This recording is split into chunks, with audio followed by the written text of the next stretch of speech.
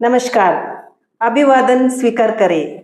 मैं रेशमा शेट्टी स्वागत करती हूँ आप सभी का हमारे चैनल पारिक प्रेजेंटेशंस के दांडेली दैनिक समाचार पर। आज तारीख है 20 सितंबर, वार शनिवार। तो चलिए शुरू करते हैं आज के समाचार। नमस्कार, मैं दिशा आचार्य। दांडेली के डीवाईएसपी श्री शिवानंद मदरकंडी जी ने आने वाले त्योहारों को देखते हुए सरकार द्वारा दिए गए दिशा निर्देशों की जानकारी दी। सभी से पुलिस विभाग का सहयोग करने का आग्रह किया। नमस्कार, इस वक्त मैं दांडेली के डीएसपी साहब उप पुलिस अध्यक्ष जी के ऑफिस में हूँ। 22 तारीख से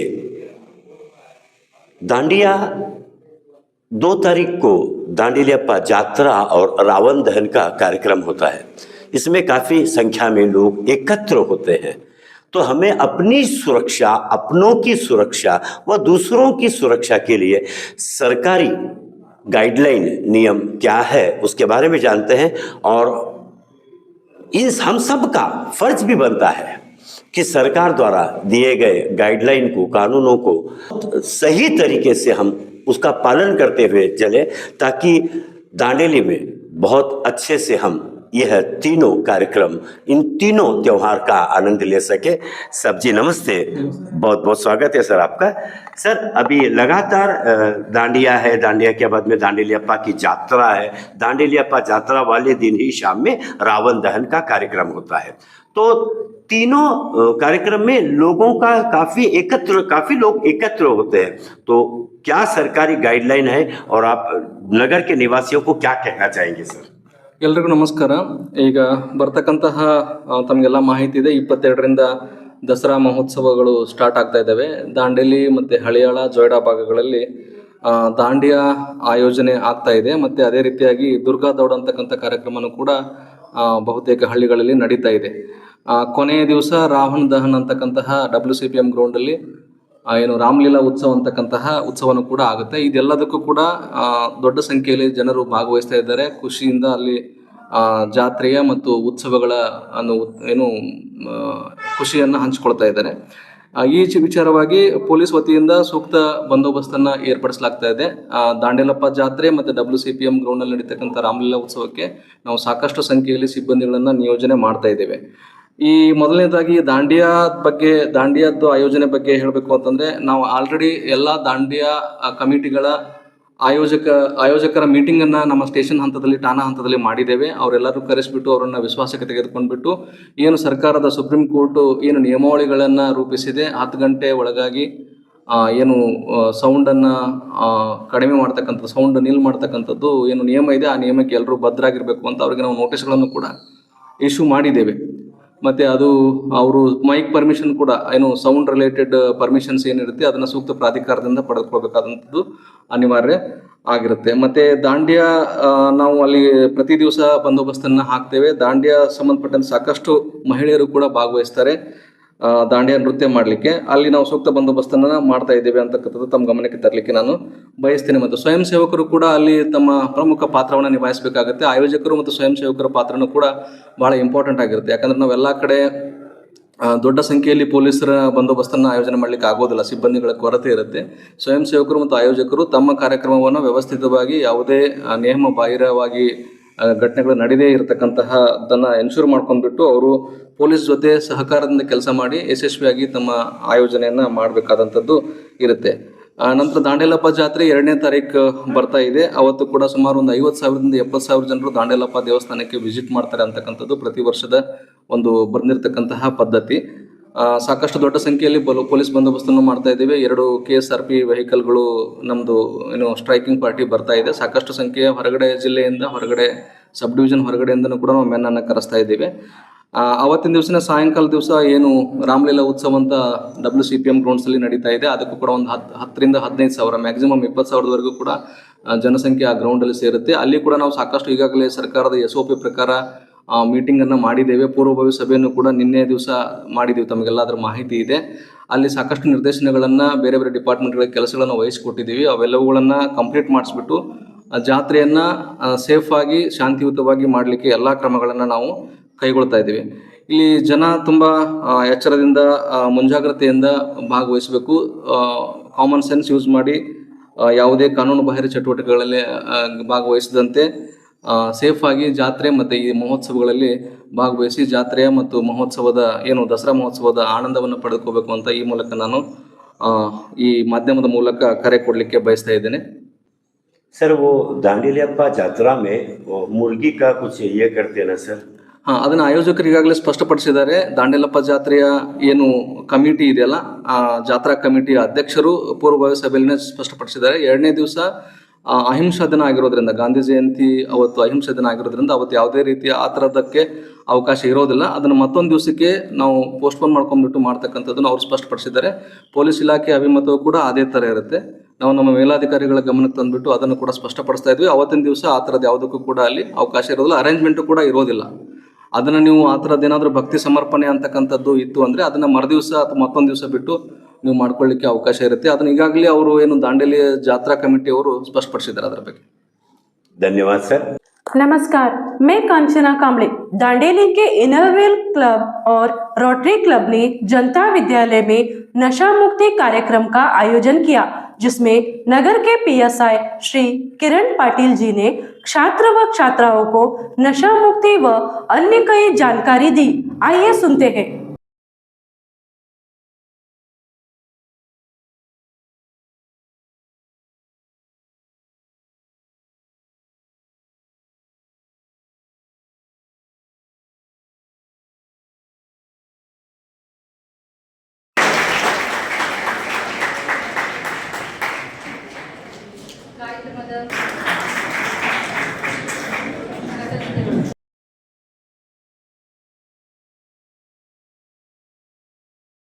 ವಿಚಲಿತ ಆಗ್ಬೇಕಂದ್ರೆ ಅವನನ್ನ ಈ ಯುದ್ಧದಿಂದ ಸೈಡ್ ಸರಿಸಬೇಕು. ಏನಾರು ಒಂದು ಸುಳ್ಳು ಹೇಳ್ಬೇಕು ಅಥವಾ ಏನಾರು ಒಂದು ಕತೆ ಕಟ್ಟಬೇಕು ಅಲ್ಲಿ.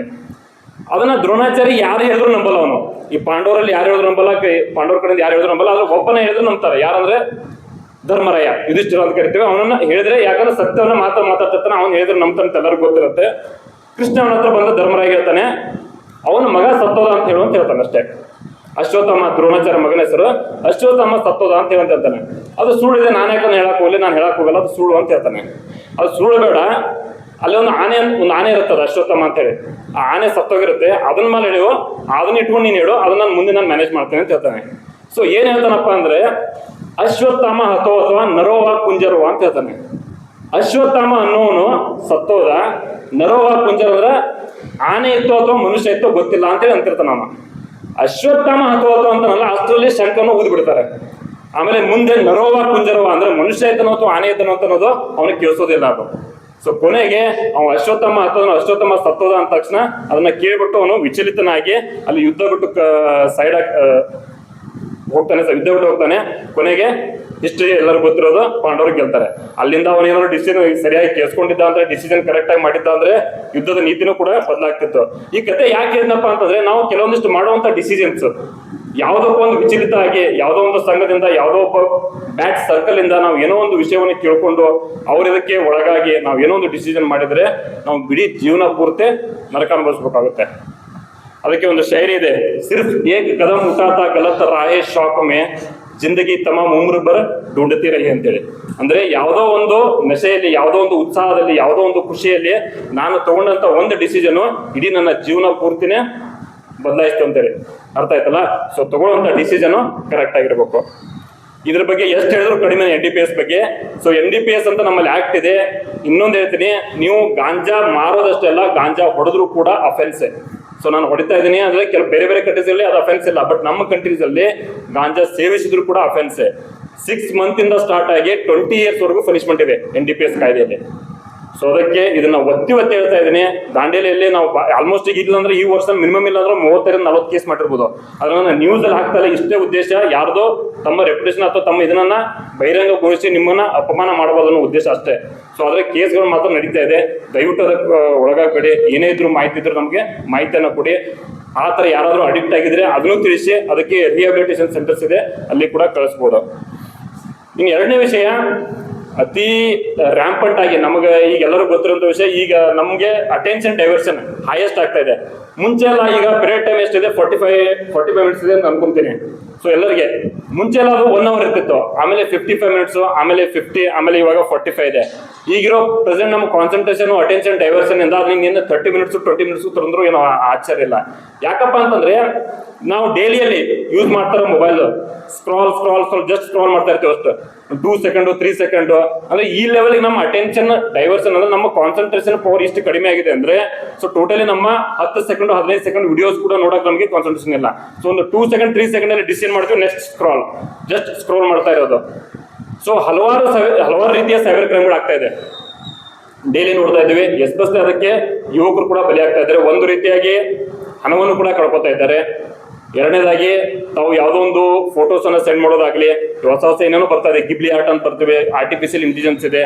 ಸೊ ವಿವಿಧವಾಗಿ ನಾವು ಏನ್ ಮಾಡ್ತಾ ಇದ್ವಿ ಅಂದ್ರೆ ಜಸ್ಟ್ ಫೋಟೋಸ್ ಕ್ಲಿಕ್ ಮಾಡೋದು, ಎಲ್ಲಿ ಬೇಕಂದ್ರೆ ಮೊಬೈಲ್ ಒಯ್ಯೋದು. ತಮ್ಗೆಲ್ಲರಿಗೂ ಒಂದು ಗೊತ್ತಿರಲಿ, ಬಹಳ ಒಂದು ತಪ್ಪು ಕಲ್ಪನೆ ಇದೆ ಎಲ್ಲರಲ್ಲಿ. ಏನಂದ್ರೆ ಇವಾಗ ನಾನೊಂದು ಫೋಟೋ ಕ್ಲಿಕ್ ಮಾಡಿ ಅದನ್ನ ನಾನು ಡಿಲೀಟ್ ಮಾಡಿದೆ ಅಂದ್ರೆ ಫೋಟೋ ಡಿಲೀಟ್ ಆಯ್ತು ಅಂತ ನೀವು ತಿಳ್ಕೊಂಡಿದ್ರೆ, ಇಲ್ಲ, ಫೋಟೋ ಡಿಲೀಟ್ ಆಗಿರಲ್ಲ. ಇನ್ನೊಂದು, ನಾನು ಕ್ಯಾಮ್ರಾ ಆನ್ ಮಾಡಿಲ್ಲ, ಮೊಬೈಲ್ ಮುಂದೆ ಹಿಡಿದಿದ್ರು ಕೂಡ ನಿಮ್ ಕ್ಯಾಮ್ರಾ ಆನ್ ಇರುತ್ತೆ. ಸಮೋನ್ ಇಸ್ ಯಾರೋ ಒಬ್ರು ಕೂತು ವಾಚ್ ಮಾಡ್ತಾ ಇದ್ದಾರೆ ನೀವು ಏನೇನ್ ಮಾಡ್ತಾ ಇದ್ರೆ, ನೀವು ಏನೇನ್ ಆಕ್ಟಿವಿಟೀಸ್ ಮಾಡ್ತಾ ಇದ್ರಲ್ಲ.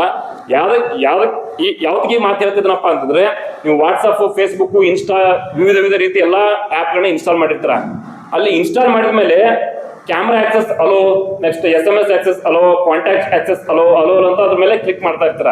ಅದನ್ನ ಮಾಡಿದ್ರೆ ಅಂದ್ರೆ ನಿಮ್ ಇಂಟರ್ನೆಟ್ ಆನ್ ಇದ್ರೆ ಸೊ ನೀವು ಎನಿ ಟೈಮ್ ನಿಮ್ಮ ಮೊಬೈಲ್ ಅವ್ರು ವಾಚ್ ಮಾಡ್ತಿರ್ತಾರ ಅಂತ ಅರ್ಥ. ನಿಮ್ಗೆ SMS ಏನ್ ಬರ್ತಾ ಇದೆ, ನೀವು ಕ್ಯಾಮ್ರಾ ಎಲ್ಲಿದೆ, ನಿಮ್ಮ ಲೊಕೇಶನ್ ಎಲ್ಲಿದೆ, ನೀವು ಎಲ್ಲಿ ಅಡ್ಡಾಡ್ತಾ ಇದ್ದೀರಾ, ಪ್ರತಿಯೊಂದು ವಾಚ್ ಆಗ್ತಾ ಇರುತ್ತೆ. ಸೊ ದಯವಿಟ್ಟು ನಾನು ಲೇಡೀಸ್ ಗರ್ಲ್ಸ್ ನಾನು ಹೇಳ್ತಾ ಇದ್ದೀನಿ, ಮೊಬೈಲ್ ಅನ್ನ ಆದಷ್ಟು ಕಡಿಮೆ ಯೂಸ್ ಮಾಡಿ.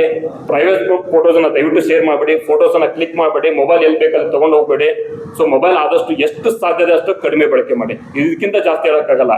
ಈಗ ನಾವು ಮುಂಚೆ ಎಲ್ಲ ದುಶ್ಮನ್ ಕಾಯ್ ಅಂದ್ರೆ ಬಗಲ್ ಮೇ ಅಂತ ಇರ್ತಿದ್ವಿ, ಈಗೇನಿಲ್ಲ, ದುಶ್ಮನ್ ಕಾಯ್ ಅಂದ್ರೆ ಜೇಬ್ ಮೇ ಅಷ್ಟೇ. So mobile is that much dangerous. So ದಯವಿಟ್ಟು ಮೊಬೈಲ್ ಅನ್ನ ಆದಷ್ಟು ಕಡಿಮೆ ಯೂಸ್ ಮಾಡಿ. ತಾವಿಲ್ಲೆಲ್ಲರೂ ಸೇರಿದ್ರೆ ಲಾಸ್ಟ್ ಒಂದು ಸ್ವಲ್ಪ ಅಂದ್ರೆ ಮುಂದೆ ಬರೀ ಮಾಡಬಾರ್ದು ಅಂತ ಇದ್ದೀನಿ, ಏನ್ ಮಾಡ್ಬೇಕು ಅದನ್ನ ಸ್ವಲ್ಪ ಹೇಳ್ಬೇಕಲ್ಲ. ಸೊ ಈಗ ಇತ್ತೀಚೆಗೆ ಒಂದು ಆರ್ಟಿಫಿಷಿಯಲ್ ಇಂಟೆಲಿಜೆನ್ಸ್ ಎಲ್ಲರಿಗೂ ಗೊತ್ತು. ನೀವೆಲ್ಲ ಗಿಬ್ಲಿ ಆಟೋದು ಏನೋ ಮಾಡ್ತಾ ಇದ್ದಾರಲ್ಲ, ಇದೆಲ್ಲ ಆರ್ಟಿಫಿಷಿಯಲ್ ಇಂಟೆಲಿಜೆನ್ಸ್, ಕೃತಕ ಬುದ್ಧಿಮತ್ತೆ ಅಂತ ಕರಿತೀವಿ. ಅಂದ್ರೆ ಒಂದು ಮನುಷ್ಯ ಏನ್ ಥಿಂಕ್ ಮಾಡ್ತಾರಲ್ಲ ಅದನ್ನ ಮಷಿನ್ ಥಿಂಕ್ ಮಾಡುತ್ತೆ. ಒಂದು ಮನುಷ್ಯ ಅಲ್ಲ, 1,000 1,00,000 1 ಕೋಟಿ ಮನುಷ್ಯರು ಏನ್ ಎಲ್ಲರೂ ಸೇರಿ ಥಿಂಕ್ ಮಾಡ್ತಾರಲ್ಲ ಅದು ಒಂದೇ ಮಷಿನ್ ಥಿಂಕ್ ಮಾಡುತ್ತೆ. ಸೊ ಅದಕ್ಕೆ ನಾವು ಆರ್ಟಿಫಿಷಿಯಲ್ ಇಂಟೆಲಿಜೆನ್ಸ್ ಅಂತ ಕರಿತೀವಿ. ಒಂದು ಚಾಟ್ GPT ಅಂತ ಒಂದು ಕಂಪನಿ ಇದೆ. ಆ ಚಾಟ್ GPT ಕಂಪನಿಯಲ್ಲಿ ಒಬ್ರು CTO, ಚೀಫ್ ಟೆಕ್ನಾಲಜಿ ಆಫೀಸರ್ ಅಂತೇಳಿ ಮೀರಾ ಮೊರಾಟಿ ಅಂತ ಒಬ್ರು ವರ್ಕ್ ಮಾಡ್ತಾರೆ. ನೀವು ಬೇಕಾದ್ರೆ ಹೋಗಿ ಒಂದ್ಸರಿ ಗೂಗಲ್ ಸರ್ಚ್ ಮಾಡಿ. ನಮ್ಮ ಫೇಸ್ಬುಕ್ ಒಂದು ಓನರ್ ಇದ್ದಾರೆ, ಮಾರ್ಕ್ ಜಕರ್ಬರ್ಗ್ ಅಂತೇಳಿ. ಫೇಸ್ಬುಕ್ ಎಲ್ಲರೂ ಗೊತ್ತಿರೋ ವಿಷಯ, ಫೇಸ್ಬುಕ್, ವಾಟ್ಸಪ್ ಇದ್ರದೊಂದು ಓನರು ಮಾರ್ಕ್ ಜಕರ್ಬರ್ಗ್ ಅಂತೇಳಿ. ಅವರು ಕೂಡ ಒಂದು ಆರ್ಟಿಫಿಷಿಯಲ್ ಇಂಟೆಲಿಜೆನ್ಸ್ ಕಂಪ್ನಿಯನ್ನ ಕಟ್ತಾ ಇದ್ದಾರೆ. ಆ ಕಂಪ್ನಿಗೆ ಈ ಮೀರಾ ಮೊರಾಟಿ ಬರ್ಬೇಕಂತೇಳಿ ಆಫರ್ ಮಾಡ್ತಾರೆ. ಎಷ್ಟು ಆಫರ್ ಮಾಡ್ತಾರೆ ಗೊತ್ತಾ ಅವ್ರ ಪೇಮೆಂಟ್? ಇವನ್ ಎಕ್ಸ್ಪೆಕ್ಟ್ ಮಾಡೋಕ್ಕಾಗಲ್ಲ. $1 billion ಇನ್ ಟರ್ಮ್ಸ್ ನಮ್ಮ ಇದರಲ್ಲಿ ಲೆಕ್ಕ ಹಾಕಿದ್ರೆ ಇಂಡಿಯನ್ ರುಪೀಸ್ ಅಲ್ಲಿ 84,000 ಕೋಟಿ ಆಗುತ್ತೆ.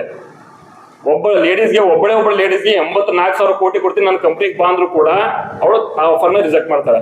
ಕೊನೆಗೆ $1.5 billion ಹೇಳ್ತಾನೆ ಅವನು. $1.5 billion ಹೇಳಿದ್ರು ಕೂಡ ಆ ಕಂಪ್ನಿನ ರಿಜೆಕ್ಟ್ ಮಾಡ್ತಾನೆ. ಉದ್ದೇಶ ಏನು ವಿಷಯ ಅಂದ್ರೆ, ಇದನ್ನ ದುಡ್ಡಿನ ಬಗ್ಗೆ ಮಾತಾಡ್ತಾ ಇಲ್ಲ ಇಲ್ಲಿ. ನಮ್ಮ ನಾಲೆಜ್ ಎಲ್ಲೇ ಹೋದ್ರೂ ಕೂಡ ನಾಲೆಜ್ ಮ್ಯಾಟರ್ಸ್. ಸೊ ನಾವು ಎಷ್ಟು ಚೆನ್ನಾಗಿ ಎಜುಕೇಟ್ ಆಗ್ತೀವಿ, ಎಷ್ಟು ಬಗ್ಗೆ ನಾವು ಸ್ಕಿಲ್ ಅನ್ನ ಕಲ್ಕೋತೀವಿ, ಎಷ್ಟು ಬಗ್ಗೆ ಎಜುಕೇಟ್ ಆಗ್ತೀವಲ್ಲ ಅಷ್ಟು ನಮಗೆ ವ್ಯಾಲ್ಯೂ, ನಮ್ದು ಸ್ಕೋಪ್ ಜಾಸ್ತಿ ಇರುತ್ತೆ. ಸೊ ನಾವು ಬರೀ ನಾನು ಒಂದು ಲೆವೆಲ್ಗೆ ಹೋಗ್ತಾ ಇದ್ದೀನಿ, ಅದ್ರ ಬಗ್ಗೆ ನನಗೆ ಗೊತ್ತಿಲ್ಲ, ಇದು ಗೊತ್ತಿಲ್ಲ ಅಂತಂದ್ರೆ ಜಸ್ಟ್ ನಾನು ಪಾಸ್ ಆಗ್ತಾ ಹೋಗ್ತೀನಿ. ನಾನು ಬರೀ ಅಕಾಡೆಮಿಕಲ್ ಹೇಳ್ತಾ ಇಲ್ಲ, ಔಟ್ರಲ್ಲಿ ನಾವು ಇನ್ನೂ ಸ್ಕಿಲ್ ಅನ್ನ ಕಲಿತವ್ರ ಬಗ್ಗೆ ಅದ್ರ ಬಗ್ಗೆನೂ ಹೇಳ್ತಾ ಇದ್ದೀನಿ. ಸೊ ಅದ್ರ ಬಗ್ಗೆನೂ ಕೂಡ ಕಲ್ಕೊಳ್ಳಿ. ಮತ್ತೆ ಸ್ವಲ್ಪ ಆದ್ರೂ ನಾವು ಸ್ಯಾಕ್ರಿಫೈಸ್ ಮಾಡಲೇಬೇಕು. ಈ ಏಜ್ ಅಲ್ಲಿ ಸ್ಯಾಕ್ರಿಫೈಸ್ ಮಾಡಲಿಲ್ಲ ಅಂದ್ರೆ ಆಗಲ್ಲ. ನಾನು ಹೇಳ್ತೀನಿ, ಈ 18 ಆಲ್ಮೋಸ್ಟ್ 16, 17, 18 ಅಪ್ ಟು 25, 26 ವರೆಗೂ ನೀವು ಮಿನಿಮಮ್ ಕ್ಯಾಲ್ಕುಲೇಟೆಡ್ ರಿಸ್ಕ್ ಅಂತ ಹೇಳ್ತಾ ಇದ್ದೇವೆ. ಕ್ಯಾಲ್ಕುಲೇಟೆಡ್ ರಿಸ್ಕ್ ತಗೊಳ್ಳೇಬೇಕು. ಈ ಏಜ್ ಅಲ್ಲಿ ಏನಂದ್ರೆ ಸಿಂಗಲ್ ಆಗಿರ್ತೀರಾ, ಯಾವುದೇ ರೀತಿ ರಿಸ್ಕ್ ಇರಲ್ಲ. ನೀವು ನಿಮ್ಮ ಮೇಲೆ ತಂದೆ ತಾಯಿ ಇನ್ವೆಸ್ಟ್ ಮಾಡ್ತಿರ್ತಾರೆ. ಸೊ ನಿಮ್ಗೆ ಯಾವುದೇ ರೀತಿ ಗಳಿಸ್ಬೇಕು ಅಥವಾ ನಾವು ಮನೆ ನೋಡ್ಕೋಬೇಕಂತ ರಿಸ್ಕ್ ಕೆಲವರಲ್ಲಿ ಇರ್ಬೋದು, ಎಷ್ಟು ಕಮ್ಮಿ, ಬಟ್ ಮೆಜಾರಿಟಿ ಎಲ್ಲರಿಗೂ ಇರಲ್ಲ. ಸೊ ಈ ಏಜ್ ಅಲ್ಲಿ ಸ್ವಲ್ಪ ರಿಸ್ಕ್ ತಗೊಳ್ಳಿ. ಅಟ್ರಾಕ್ಷನ್, ಬಾಯ್ ಅಟ್ರಾಕ್ಷನ್, ಔಟರ್ ಪರ್ಸನ್ ನೋಡ್ಬಿಟ್ಟು ನಾವು ಇದನ್ನ ಮಾಡ್ತಿರ್ತೀವಿ. ಸೊ ಯಾವುದೋ ಫೇಸ್ಬುಕ್ ನೋಡ್ಬಿಟ್ಟು, ವಾಟ್ಸ್ಆಪ್ ನೋಡ್ಬಿಟ್ಟು, ಯಾರೋ ಒಬ್ರು ಇದು ನೋಡ್ಬಿಟ್ಟು ವಿಚಲಿತ ಹಾಕೋಬೇಡಿ. ಈ ಏಜ್ ಅಲ್ಲಿ ದಯವಿಟ್ಟು ವಿಚಲಿತ ಹಾಕೋಬೇಡಿ. ಸೊ ತಮ್ಗೆ ಇನ್ನೊಂದು ಗೊತ್ತಿರಬೇಕು, 18 years ಅಂಡರ್ ಯಾವುದೇ ಹುಡುಗಿಗೆ, ಯಾವುದೇ ಗರ್ಲ್ಸ್, ಯಾವುದೇ ಲೇಡಿಗೆ 18 years ಅಂಡರ್ ಇದ್ದವ್ರಿಗೆ ಯಾವುದೇ ಅದು ನಾವು ಪ್ರೀತಿ ಅಂತಾನೆ ಹೇಳ್ರಿ ಅಥವಾ ಏನೇನು ಹೇಳ್ಕೊಳ್ಳಿ, ಸೊ ಅದನ್ನ ಇದನ್ನ ಮಾಡಿದ್ರು ಕೂಡ ಪೋಕ್ಸೋ ಅಡಿಯಲ್ಲಿ ಅದು ಅಪರಾಧ. ನಾವು ಇಷ್ಟಪಟ್ಟಾದ್ರೂ ಹೋಗ್ಲಿ, ಇಷ್ಟಪಡದೆ ಹೋಗ್ಲಿ, ಏನೇ ಮಾಡಿದ್ರು ಕೂಡ ಅದು ಅಪರಾಧ. ಆ ಯಾರು ಹುಡುಗ ಇರ್ತಾನೆ ಅವ್ನು ಜೈಲಿಗೆ ಹೋಗ್ತಾನೆ. ಸೊ ದಯವಿಟ್ಟು ಅದಕ್ಕೆ ಅಂತ ಇಂತ ನಾವು ಯಾಕಂದ್ರೆ ನಾವು ಇದನ್ನ ಎಲ್ಲಿಂದ ಸ್ಟಾರ್ಟ್ ಮಾಡಿದ್ವಿ, ಇದೆಲ್ಲ ನೋಡ್ತಾ ಇರೋದು ಬಾಲಿವುಡ್ ಇಂದ. ಅದು ಯಾವುದೋ ಪ್ರೀತಿ ಅಂತೇಳಿ, ಹೃದಯ ಅಂತೇಳಿ, ಇದಂತ ಇಲ್ಲಿಂದ ಸ್ಟಾರ್ಟ್ ಆಗ್ತದಲ್ಲ. ಸೊ ಇದು ನಥಿಂಗ್ ಬಟ್ ಸೈಕಾಲಜಿ ಇದೆ. ದಯವಿಟ್ಟು ಇದಕ್ಕೆ ತಾವು, ನಾನು ಓಪನ್ ಆಗಿ ಹೇಳಿರೋ ಉದ್ದೇಶ ಇದೆ. ಇದನ್ನ ನಾನು ಮುಚ್ಚಿಟ್ಟು ಹೇಳಿದ್ರೆ ಇಲ್ಲಿ ತಮಗೆ ಅರ್ಥ ಆಗಲ್ಲ. ನಾನು ಓಪನ್ ಆಗಿ ಹೇಳ್ಬೇಕು ಇದನ್ನ, ಯಾಕಂದ್ರೆ ಇಲ್ಲಿ ಎರಡು ತರ ಇದೆ ನಾವು ಇಲ್ಲೇ. ಸೊ ದಯವಿಟ್ಟು ಆಮೇಲೆ ಒಂದು ಅನುಭವ ಆದ್ಮೇಲೆ ಡಿಸಿಷನ್ ಮೇಕಿಂಗ್ ಹೇಳಿದ್ನಲ್ಲ, ನೀವು ಒಂದು ಡಿಸಿಷನ್ ತಗೊಂಡಿದ್ದು ಮುಂದೆ ಜೀವನ ಪೂರ್ತಿ ಪಶ್ಚಾತ್ತಾಪ ಪಡಬಾರ್ದು. ಸೊ ಅದಕ್ಕೆ ದಯವಿಟ್ಟು ಅಂತದ್ದು ಯಾವುದೋ ಒಂದು ಔಟರ್ ಪರ್ಸನ್, ಯಾವುದೋ ಒಂದು ಅಟ್ರಾಕ್ಷನ್ಗೆ ಒಳಗಾಗಿ ದಯವಿಟ್ಟು ತಮ್ಮ ಜೀವನವನ್ನು ಹಾಳು ಮಾಡ್ಕೋಬೇಡಿ. ನಿಮ್ಮ ಸ್ಟಡೀಸ್ ಮೇಲೆ ಕಾನ್ಸಂಟ್ರೇಟ್ ಮಾಡಿ, ನಿಮ್ಮ ಫ್ರೆಂಡ್ಸ್ ಜೊತೆ ಎಂಜಾಯ್ ಮಾಡಿ ಅಂತ ಹೇಳ್ತಲ್ಲ, ಸ್ಟಡೀಸ್ ಮಾಡಿ, ಎಂಜಾಯ್ ಮಾಡಿ, ಆಟ ಆಡಿ, ಬಟ್ ಒಳ್ಳೆ ಫುಡ್ ತಗೊಳ್ಳಿ. ಅದಕ್ಕಿಂತ ಜಾಸ್ತಿ ನೀವು ಡೈಲಿ ನೋಡ್ತಾ ಇರ್ತೀವಿ, ಮ್ಯಾಗಿ ತಿಂದೆ, ಸಮೋಸ ತಿಂದೆ, ಬರ್ಗರ್ ತಿಂದೆ, ತಿಂತಾ ಇರ್ತಾರೆ. ಇನ್ನೂ ಬೇಡನಲ್ಲ, ಅಟ್ಲೀಸ್ಟ್ ವಾರದಲ್ಲಿ ಒಂದ್ಸರಿ ಎರಡು ಸರಿ ಓಕೆ ಅದು. ಬಟ್ ಡೈಲಿ ಚೆನ್ನಾಗಿರೋ ಫುಡ್ ನಮ್ಮ ಮನೆಯಲ್ಲೇ ಸಿಗ್ತಾ ಇರುತ್ತೆ, ಬಟ್ ನಾವು ಕಾನ್ಸಂಟ್ರೇಟ್ ಮಾಡ್ತಾರಲ್ಲ. ಸ್ವೀಟ್ಸ್ ಆಗಿರ್ಬೋದು. ಸೊ ಒಳ್ಳೆ ಫುಡ್ ತಿನ್ನಿ. ಈಗಿನ ಜಮಾನದಲ್ಲಿ ನಾವು ಇನ್ನೂ ಬರಬರ್ತಾ ಹಂಗೆ ಹಾಳಾಗ್ತದೆ ಹೊರತಾಗಿ ಸರಿ ಆಗ್ತಾ ಇಲ್ಲ. ಸೊ ದಯವಿಟ್ಟು ನನ್ನ ಕೈಂಡ್ಲಿ ರಿಕ್ವೆಸ್ಟ್, ಇದಾದ್ಮೇಲೆ ಮತ್ತೆ ನಂಗೆ ಮೀಟಿಂಗ್ ಇದೆ. ನಾನು ಜಾತ್ರೆದ ಒಂದು ಸ್ವಲ್ಪ ಮತ್ತೆ ನೀವು ಬರ್ಬೇಕಾದ್ರೆ ಎಲ್ಲ ರೆಡಿ ಮಾಡ್ಕೋಬೇಕಲ್ಲ, ಬಂದೋಬಸ್ತು. ಸೊ ಅದನ್ನೆಲ್ಲ ಪ್ಲಾನ್ ಮಾಡ್ಕೋಬೇಕು. ಈ ಮತ್ತೆ ಮೀಟಿಂಗ್ ಇದೆ, ಟೈಮ್ ಜಾಸ್ತಿ ಇಲ್ಲ. ಮತ್ತೊಂದ್ಸರಿ ಬಂದಾಗ ಕ್ಲಿಯರ್ ಆಗಿ ಮತ್ತೊಮ್ಮೆ ಮಾತಾಡ್ತೀನಿ. ಸೊ ಇಷ್ಟು ಅವಕಾಶ ಮಾಡಿಕೊಟ್ಟೋದಕ್ಕೆ ತಮಗೆಲ್ಲ ಧನ್ಯವಾದಗಳು. गुड आफ्टरनून, ಎಲ್ಲರಿಗೂ ನಮಸ್ಕಾರ. आज के इस कार्यक्रम में हमारे जेवडी के प्रिंसिपल श्री अमरूद सर जी, हमारे माननीय मुख्य अतिथि Shri Kiran PSI sir, Inner Wheel club Dandeli के सम्मानित सदस्य, आदरणीय शिक्षकगण, प्रिय छात्र छात्राएं और मेरे साथी रोटरी क्लब दांडेली की ओर से मैं आप सभी को इस नारकोटिक ड्रग अवेयरनेस कार्यक्रम में हृदय से स्वागत करता हूं, अभिनंदन करता हूं। आज का ये आयोजन केवल एक कार्यक्रम नहीं है, बल्कि हमारे समाज और विशेषकर युवाओं के भविष्य को सुरक्षित बनाने का एक प्रयास है। नशा एक ऐसी खतरनाक आदत है जो व्यक्ति, परिवार और पूरे समाज को धीरे धीरे नष्ट कर देती है।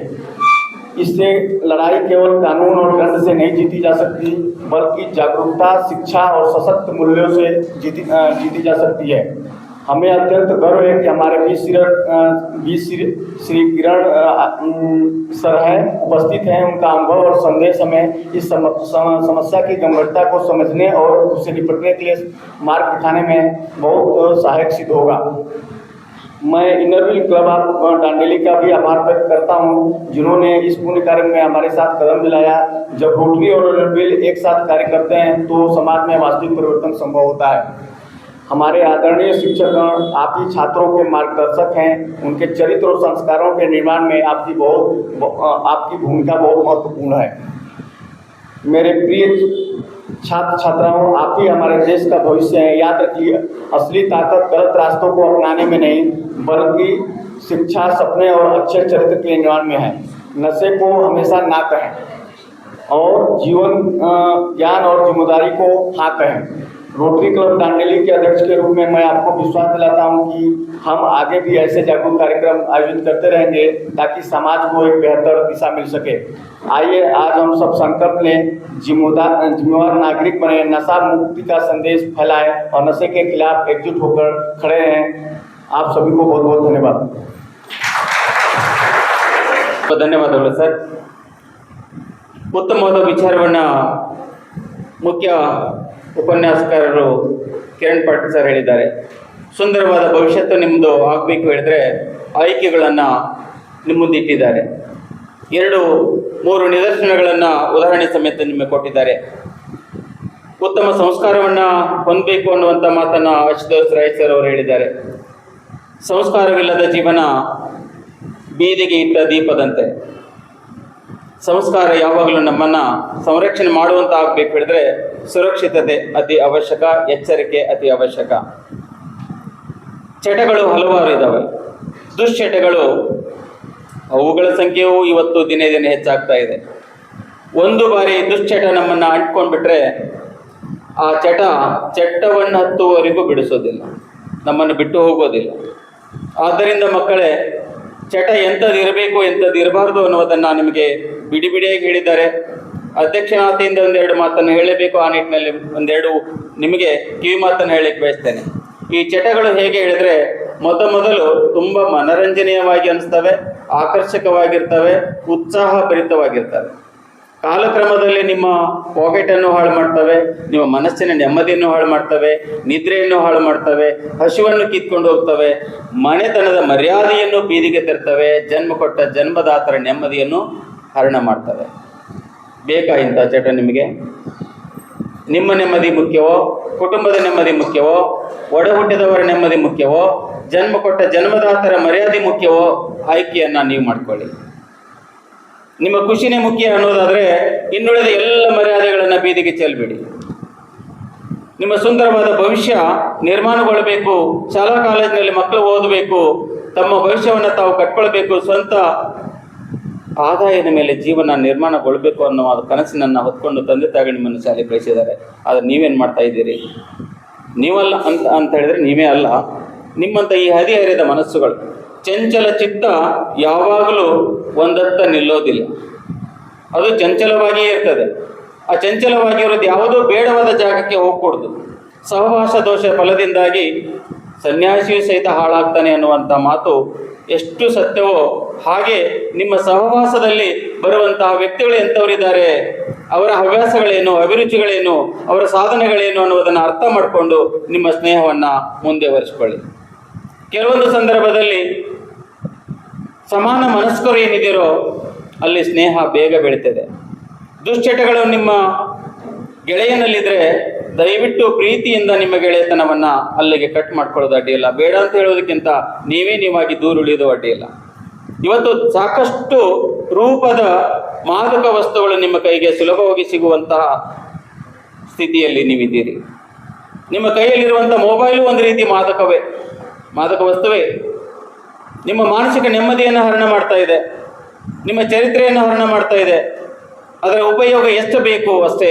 ವೈದ್ಯ ಕೊಡುವಂಥ ಔಷಧಿಯಲ್ಲಿ ಎಷ್ಟು ಪ್ರಮಾಣದ ವಿಷ ಇರಬೇಕೋ ಅಷ್ಟೇ ಪ್ರಮಾಣದಲ್ಲಿ ಇರ್ತದೆ. ಹೆಚ್ಚಿಗೆ ಇದ್ದರೆ ನಿಮ್ಮ ಜೀವಕ್ಕೆ ಹೇಗೆ ಆಘಾತವನ್ನು ಉಂಟು ಮಾಡುತ್ತೋ ಹಾಗೆ ಮೊಬೈಲ್ನ ಅತಿಯಾದ ಬಳಕೆಯೂ ಸಹಿತ ಆಘಾತವನ್ನು ಉಂಟು ಮಾಡುತ್ತೆ.